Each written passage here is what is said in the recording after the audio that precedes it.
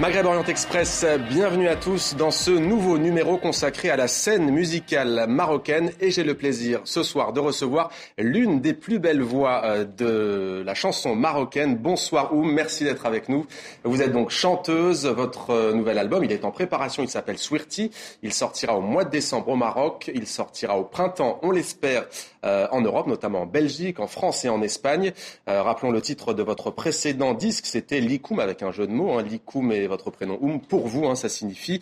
Actualité très chargée, Oum, vous serez en concert à Agadir, un concert pour la tolérance, ce sera samedi prochain. Vous serez également en concert au Casino de Paris à l'occasion de la sortie du nouveau disque de Manu Dibango, ça s'appelle Past, Present, Future. Il y aura d'ailleurs dans ce disque une de vos chansons, Oum Song.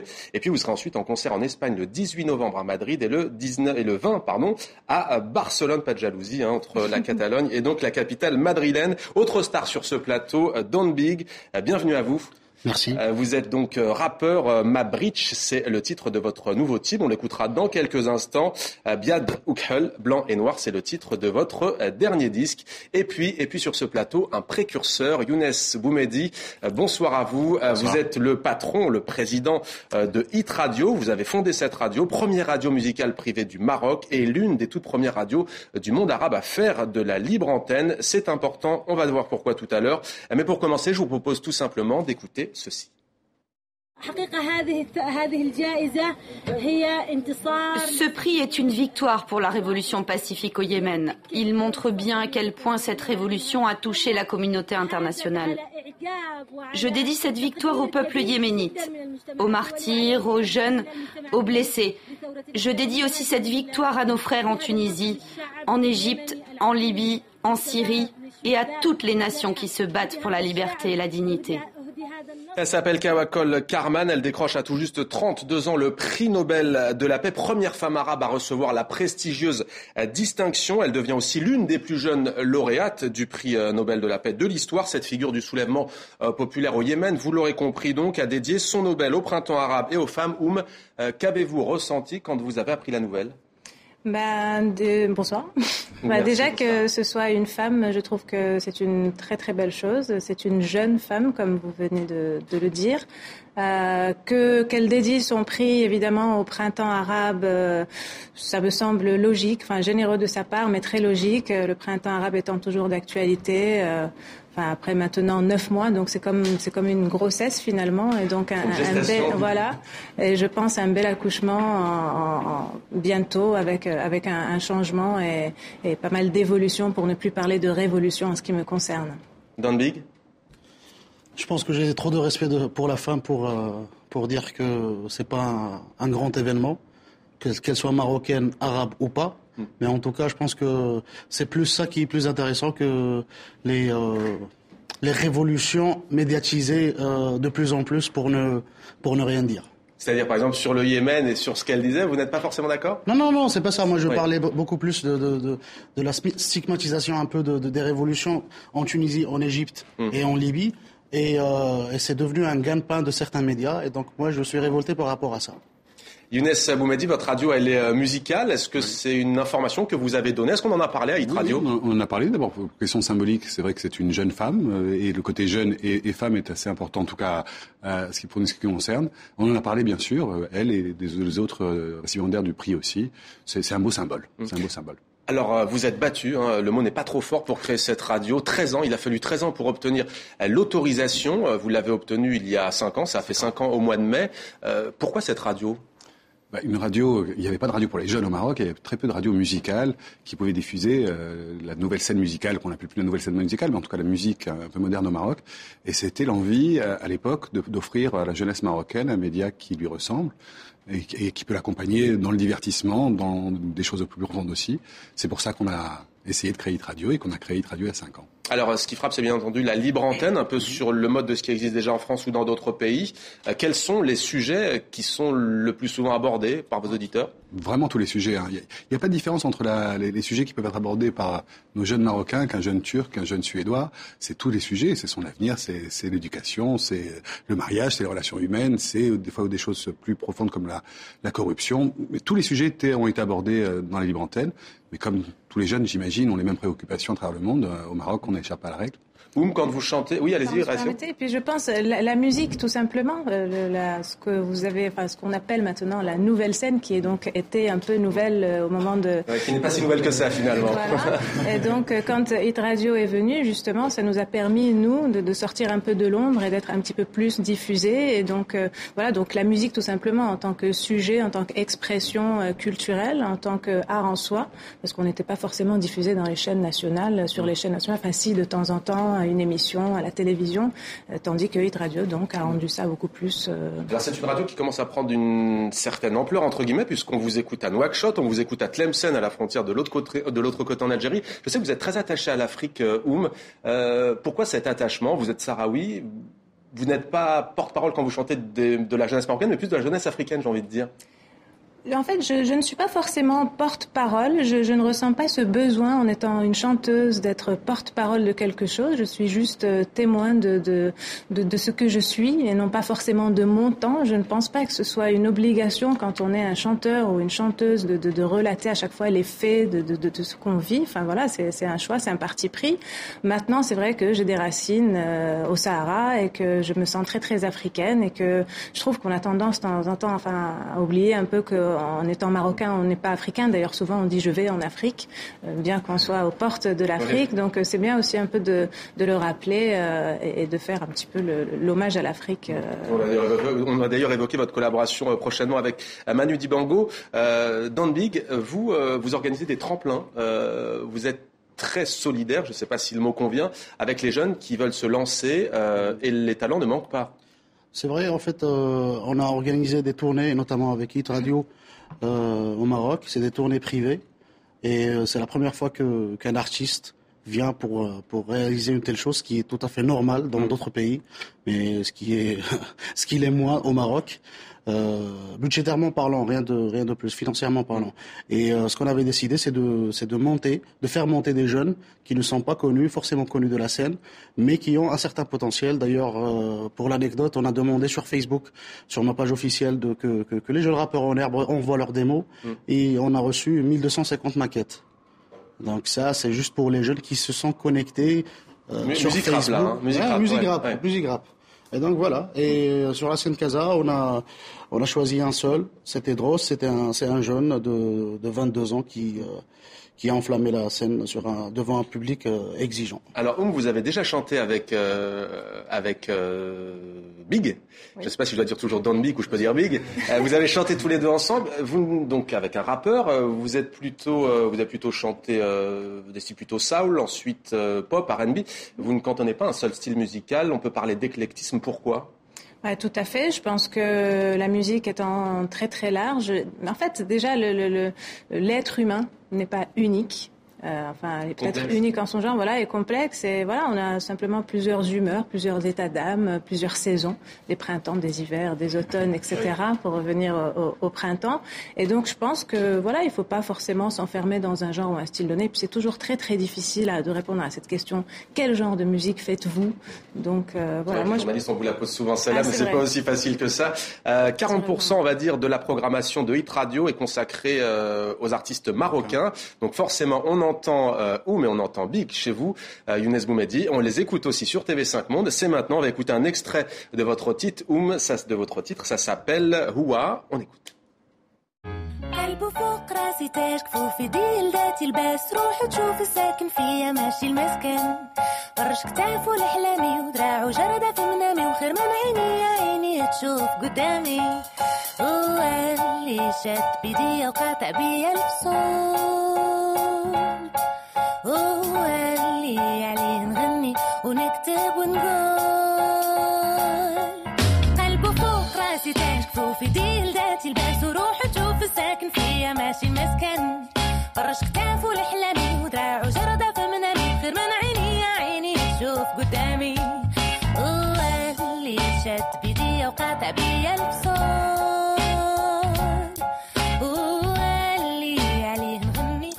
évoquait les styles musicaux.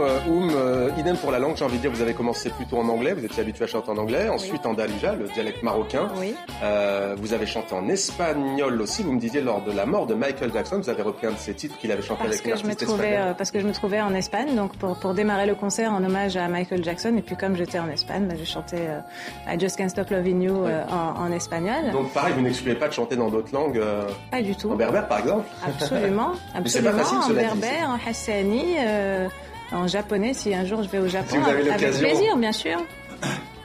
Et en français bien sûr. Et en français pas encore. J'écris en français mais je n'ai pas encore fait de chanson en français. Bien que dans la chanson avec Manu Dibango, il y a quelques phrases. Bon, chaque chose en son temps. Don't Big Mabrich, c'est votre nouveau clip. Ça veut dire, je ne veux pas. Avant d'écouter un extrait, j'ai tout simplement envie de vous demander de quoi parle cette chanson et je vous vois déjà sourire. Bon, cette chanson parle d'un parti pris qui est personnel. Le vôtre? Oui. Ouais, le mien. Et donc, par rapport à la pseudo-révolution qui a voulu être mis en avant au Maroc, parce que c'est pas, pour moi, on n'a jamais parlé de révolution au Maroc pour l'instant. Vous évoquez le mouvement du 20 février. Oui. Au début, c'était ça. C'était une assimilation du mouvement 20 février à la révolution tunisienne. Et ça m'a un peu choqué de calquer un peu la révolution de deux pays qui n'ont rien à voir historiquement parlant avec le nôtre. La Tunisie, la Libye et le vôtre, le Maroc. Bien sûr. Et surtout dans le domaine des droits et des libertés. C'est-à-dire les droits les droits dont on dispose, c'est les droits qu'ils viennent d'acquérir maintenant. Donc voilà, moi je pense que la révolution a commencé. Il y a encore beaucoup de Marocains qui se plaignent quand même de l'arbitraire, qui se plaignent aussi. Il y a des Américains qui se plaignent de la même chose. Oui, vous n'avez pas tort. Donc c'est universel. Oui. Alors, sur le mouvement du 20 février, qu'est-ce que vous leur reprochez exactement? Est-ce que, par exemple, comme eux, pardon de vous couper, vous êtes pour une monarchie parlementaire? Je trouve que c'est, entre parenthèses, débile de demander une monarchie parlementaire. Au Maroc? Oui. Sur le mode britannique, non. Pourquoi?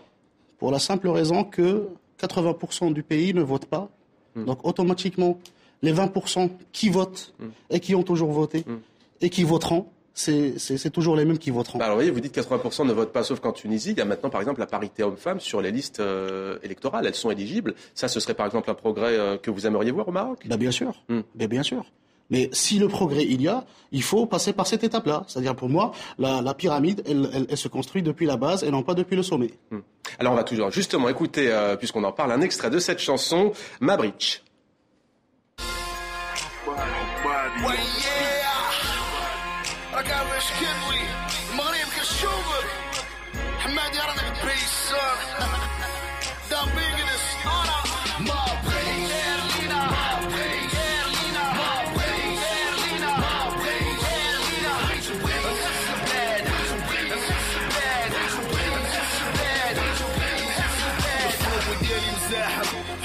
وثمانين في دار الامان رواب مجاحم كلشي باغي سوق المال غتشوف الفقر ديس في البنتليز بنتلي بنتك بلا بريز ما كنتسناش الدولة دير المز موسيقى جيت شف شمي تحت الخنز السياسة ديالنا بعيدة على الحساب مخير فيهم كيبيع راسو باش يدير كرشو على الحسام بنادم مطوط بنادم فوجي شوماج وقته بنادم مبوط شيكي كنشوف الدرب الجاكوارات بلا حساب الانتخابات دازت الشعب جلس فوق منه هاك ورا الحساب كنشوفك صوت وما بقيتش كنشوفك.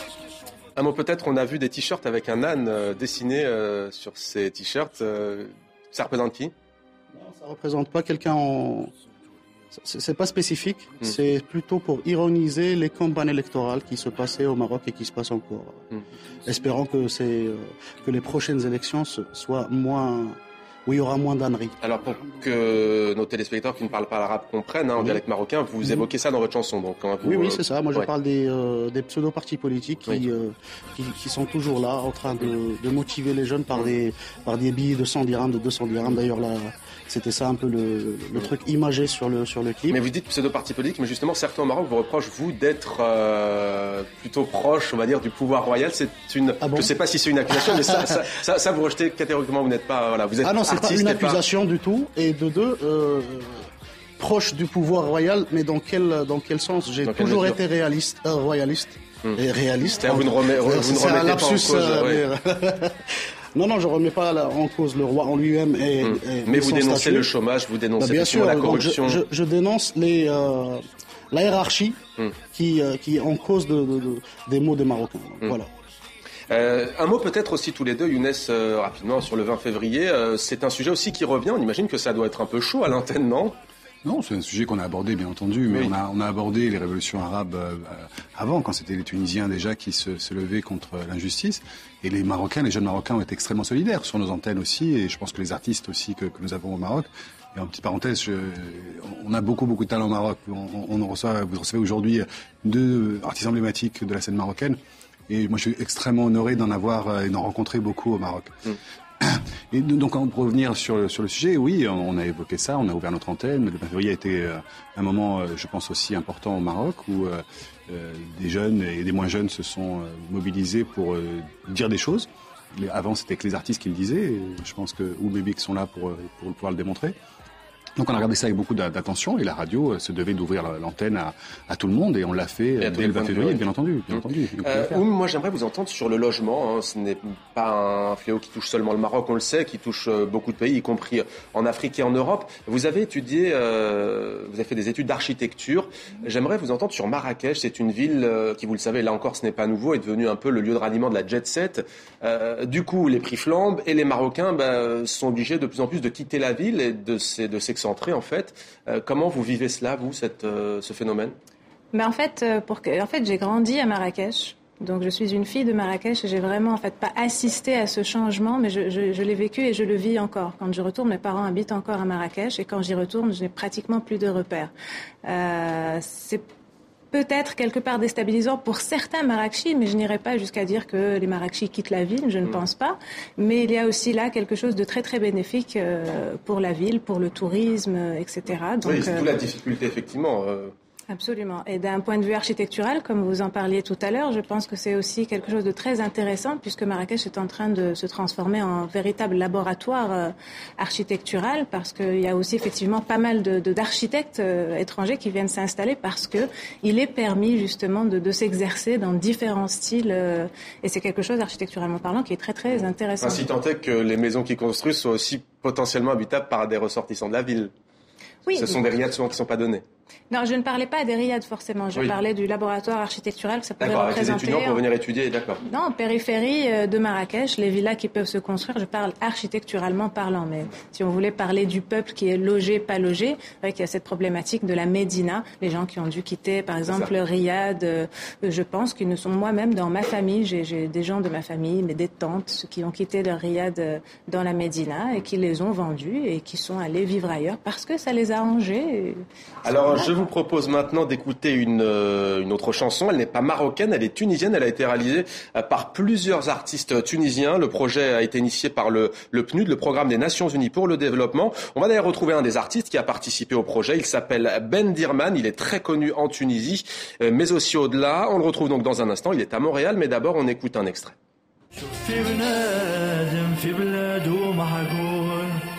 لا حق الضايع يجري مقهور فرطط ويطير يا حرام ماشي النور ناس أحلى ما بدات تفت في البابور كان في بالي ما يقدرش نشوفوا كيفاش نعاونوا نبنيوها حجرة واللي ما تعلمش نعلموه نحطوا اليد في اليد كان حد منا طاح نقاوموه واللي ناوي يضر البلاد نولي وجاش نقاوموه صاحبي تحب الفن يجي عنا نسموه جي تونس لبلادي يلقى فينا. Voilà, morceau qui s'appelle Entier Sout, Tuer la voix. Donc l'objectif c'est d'inciter les jeunes Tunisiens à se rendre aux urnes, à aller voter le 23 octobre. Bendirman, vous êtes à Montréal. Quel est l'objectif de ce projet ?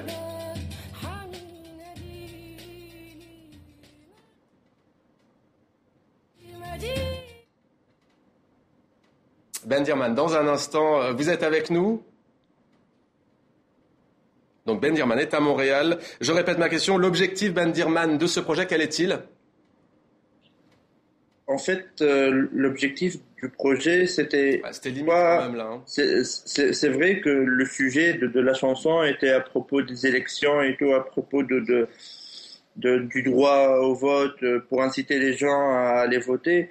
Mais quand moi et Laurence, on a fait le choix des artistes, c'était plutôt par rapport à une vision prochaine, c'est-à-dire de voir primo une certaine union entre les jeunes artistes tunisiens.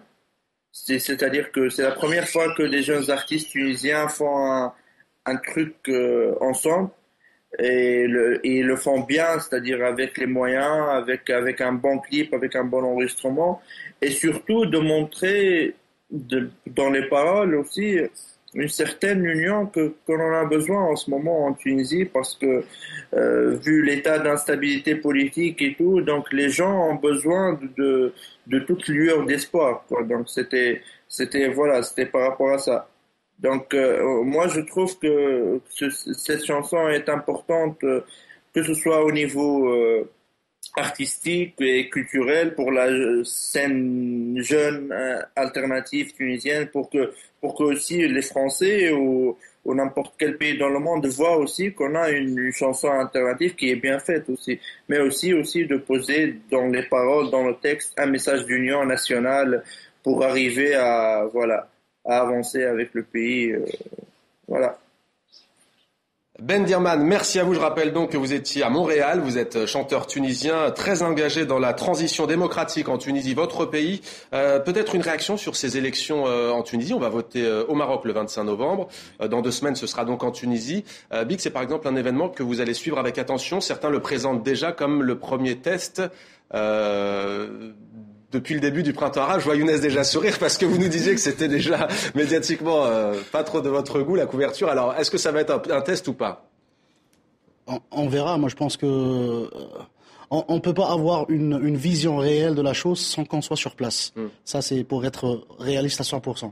Donc, du moment qu'on n'est pas en Tunisie, qu'on suit pas l'événement au vrai sens du mot, au-delà des télévisions, au-delà des médias, sans pour autant dénigrer l'information. Vous aimeriez aller, par exemple, vous, en Tunisie après l'élection, ou voir justement est-ce que ça peut pas être un laboratoire justement, entre guillemets ?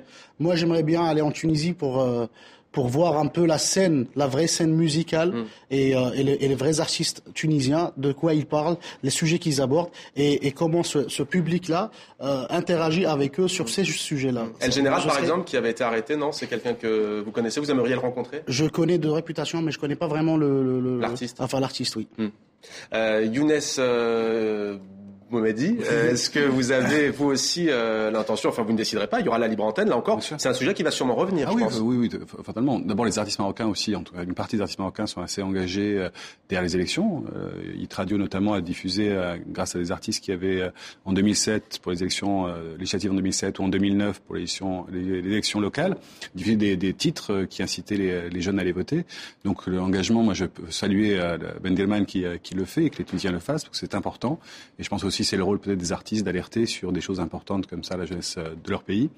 Donc, pour ce qui concerne les radios et les artistes marocains, je pense qu'ils seront engagés là-dessus et j'espère qu'il y aura massivement des gens qui iront donner leur voix aux élections du 25 novembre au Maroc. Je pense que le changement ne peut se faire que si les gens se mobilisent et vont voter. La démocratie, c'est l'élection, à mon sens. Vous disiez tout à l'heure, je ne suis pas porte-parole de la jeunesse marocaine ou de la jeunesse africaine. Cela dit, est-ce que vous êtes d'accord avec Younes Mohamedi ? Vous avez un rôle à jouer pour sensibiliser les jeunes ou les moins jeunes justement aux enjeux de leur pays ? Tout à fait. D'ailleurs, j'avais participé à cette chanson « Tous Marocains, tous différents », un projet initié d'ailleurs par Hit Radio. Et pas que ça, bien sûr. Je pense que il est tout à fait normal qu'il faille aller voter.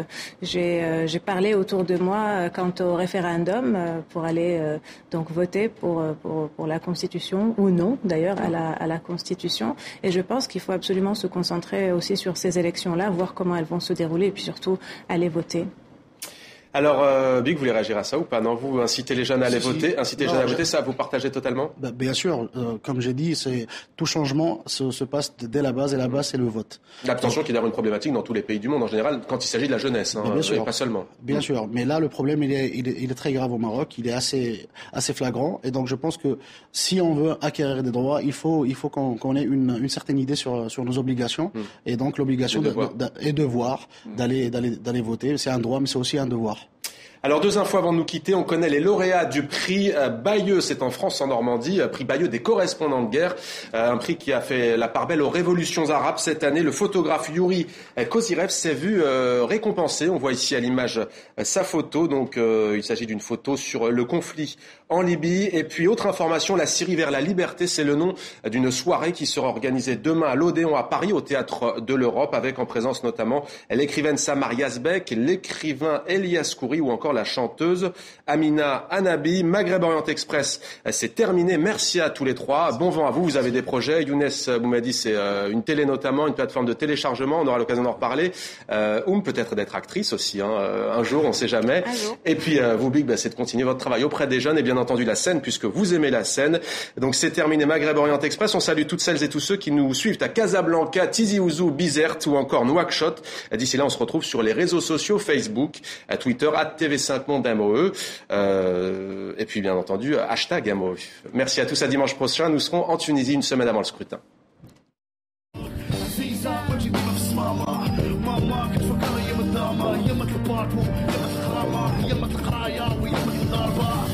Jeans.